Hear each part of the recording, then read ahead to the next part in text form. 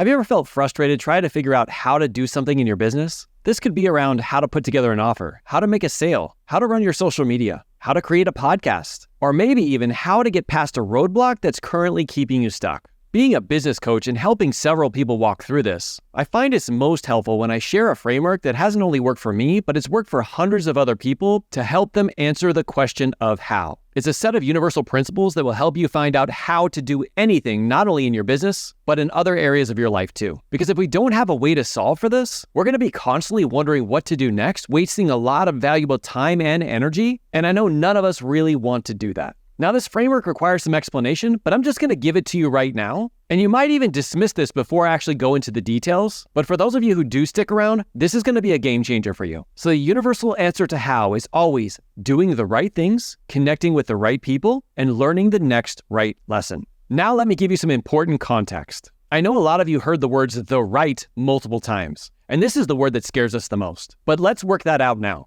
starting with number 1, doing the right things. Now, before you can find out what the right things, it first starts with you doing something. The truth is you cannot improve inaction. And let me tell you, just thinking about it has never helped me find the right thing. Instead, focusing on taking some action that's in alignment with that goal, and then reflecting on, did it get me closer or further away from what I truly want? Then you keep adjusting it as you go until you find your right thing. The second part is connecting with the right people. This is about finding people who energize you, maybe a few steps ahead of you, people who've been able to achieve what you want to achieve, people who are going to hold you to higher standards. Also, people who are creative about solving problems. And of course, finding other people who share your same values. What's awesome is that number 1 and number 2 actually work in synergy with one another. So if you're learning how to find the right actions and you're hanging out with the right people, you'll notice that this will speed up the process for you significantly. Now, I'm going to give an example of this in a second so that you can see how this is working in your life right now. But before we do that, we need to get into this third piece because it holds it all together. And that is learning the next right lesson. You see, I like to think of the different struggles that I'm going through as trying to teach me a lesson. It's trying to teach me what skills I need to develop next. And as long as I'm willing to lean in and learn that next skill, then I am going to be able to hit my goals. So let me tell you how this showed up in my life, specifically around my health and fitness. I ended up losing 100 pounds, but let me tell you, it wasn't easy. I was searching for the answer to how. Which workout should I do? Which nutrition plan should I follow? And what are all the steps that I need to take to make 100 pounds disappear? Now, in the beginning, I would convince myself not to do anything at all because every 1 or 2 days, I would fall off. I wouldn't be consistent with the actions that I said I was going to take. And I actually started to make it mean something about me and my potential of losing weight. And then I would get back onto that same nutrition and fitness routine, and then once again, a couple days later, fall off.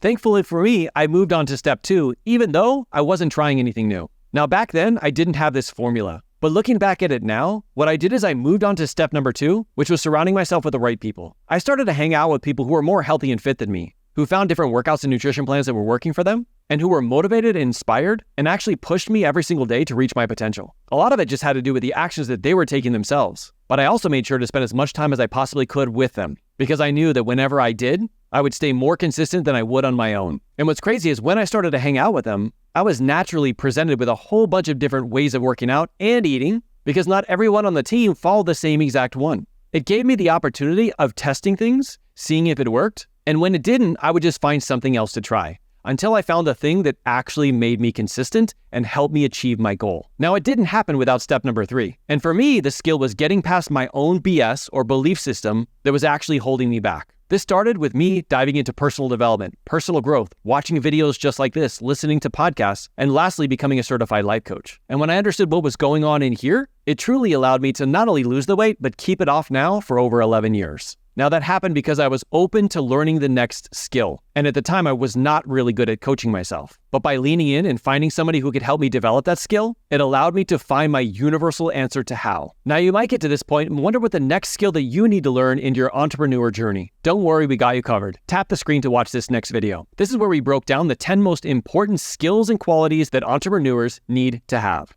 And if you're new, consider subscribing and keep leading from the front, leaders.